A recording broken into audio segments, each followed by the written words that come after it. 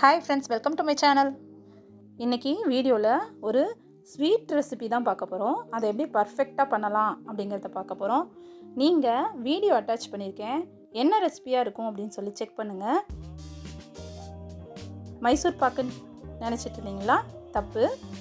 இன்றைக்கி ரவா கேசரி எப்படி பர்ஃபெக்டாக இந்த மாதிரி பண்ணலாம் அப்படிங்கிறத தான் பார்க்க போகிறோம். இதுக்கு தேவையான இன்க்ரீடியன்ட்ஸ் நம்ம வீட்டில் இருக்கிறத வச்சு செஞ்சிடலாம். ரவை 1 கப்பு, தண்ணி 2 கப்பு, சுகர் அதே கப்பில் 1/2 கப்பு, இல்லை உங்களுக்கு ஸ்வீட்டுக்கு தகுந்த மாதிரி கொஞ்சம் ஜாஸ்தி எடுத்துக்கலாம். ஏலக்காய் கொஞ்சம், ஒரு பிஞ்சு சால்ட்டு, தேவையான அளவு நெய். அவ்வளோதான். இந்த இன்க்ரீடியன்ஸ் எல்லாம் வச்சு பர்ஃபெக்டான ரவா கேசரி ரெசிபி எப்படி பண்ணலாம் அப்படிங்கிறத இந்த வீடியோவில் பார்க்கலாம் வாங்க. இந்த டம்ளருக்கு 1 டம்ளர் ரவை எடுத்திருக்கோம்.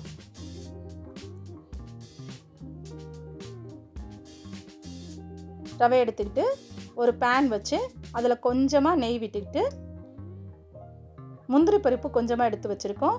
அந்த முந்திரி பருப்பை அதில் ஃப்ரை பண்ணி எடுத்துக்கணும்.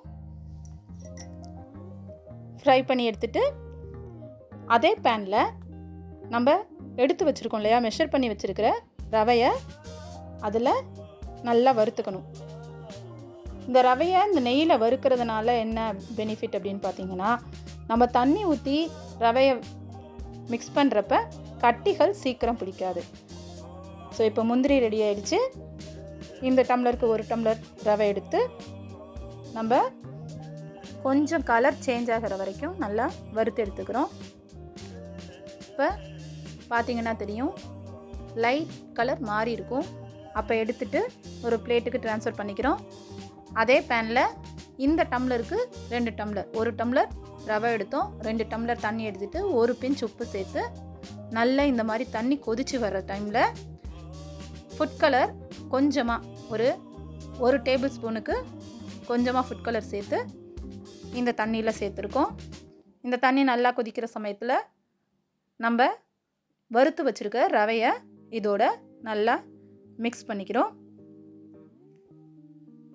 மிக்ஸ் பண்ணி இந்த தண்ணியெல்லாம் இஞ்சி வர சமயத்தில் நம்ம என்ன பண்ணணும், இதுக்கு தேவையான அளவு சர்க்கரையை சேர்க்கணும். பார்த்திங்கன்னா தெரியும், இந்த தண்ணியெல்லாம் இந்த ரவை இழுத்துட்டு, மெஷர்மெண்ட் ரொம்ப முக்கியம். 1 டம்ளர் ரவைக்கு 2 டம்ளர், எதில் 1 கப்பு நம்ம எடுத்துக்கிட்டாலும் அதுக்கு 2 கப்பு வச்சு பண்ணால் கரெக்டாக பர்ஃபெக்டான ரவை கேசரி நமக்கு கிடைக்கும். இப்போ நல்லா இஞ்சிருச்சு தண்ணியெல்லாம். இப்போ அதோட நம்ம சர்க்கரையை சேர்த்துக்கிறோம்.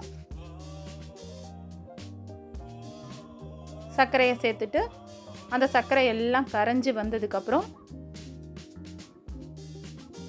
இதுக்கு தேவையான ஏலக்காய் சேர்த்துக்கணும். ஏலக்காய் சேர்த்துட்டு நெய் கொஞ்சமாக சேர்த்துக்கிறோம். ஒரு 1.5 டேபிள் ஸ்பூனுக்கு நெய் சேர்த்துருக்கோம். சேர்த்து நல்லா மிக்ஸ் பண்ணி விட்டுக்கணும். மிக்ஸ் பண்ணி விட்டு நமக்கு தெரியும், இந்த சர்க்கரை எல்லாம் இந்த ரவை உறிஞ்சி நல்லா இந்த மாதிரி கன்சிஸ்டன்சி வந்திருக்கும். அந்த டைமில் நம்ம வறுத்து வச்சுருக்கிற முந்திரி ப்ளஸ் ஒரு 1/2 டேபிள் ஸ்பூன் நெய் சேர்த்து நல்லா மிக்ஸ் பண்ணி விட்டு ஒரு பிளேட்டில் ஆல்ரெடி நெய் தடவி வச்சுருக்கோம், அந்த பிளேட்டுக்கு ட்ரான்ஸ்ஃபர் பண்ணி நம்ம லெவல் பண்ணி விட்டுக்கிறோம்.